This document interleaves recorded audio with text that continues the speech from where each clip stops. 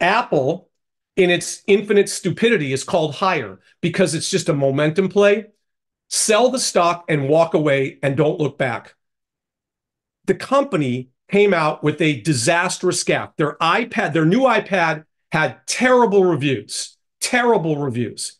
Then they had an iPad commercial come out yesterday where there were 50 million people who watched it when it came out, and it got like millions of dislikes. It was offensive. It was lowbrow. I don't want to go into the details, but it was like throwing together paints and instruments and measurements and products, and they crushed it as if it were a gigantic press into just the iPad itself. The idea was to consolidate everything into one. I know what their message was, but it came off as like Terminator-esque.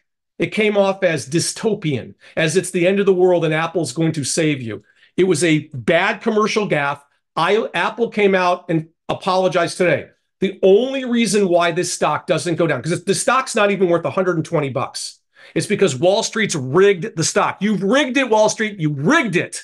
It's not worth $125. They have their sales declines. They have no earnings rises. Their earnings are flat. They're overpriced. They've run out of ideas. They're not adding any value. They've lost market share in China. It's because it's one of the top 5 stocks in the world owned by hedge funds and passive and active funds. And that's why it doesn't go down. They refuse to sell it even though the business sucks. Good. Keep holding it. See how much higher it can go. I love Apple. It keeps rallying, but it's only rallying for technical reasons and because it's overly loved for Wall Street by its name and by its CEO, Tim Cook. I don't care. You rent stocks. You don't own them. If they came out and said, we're going to lose $18 a share, are you going to hold on to it? You're not. No, of course I didn't think so.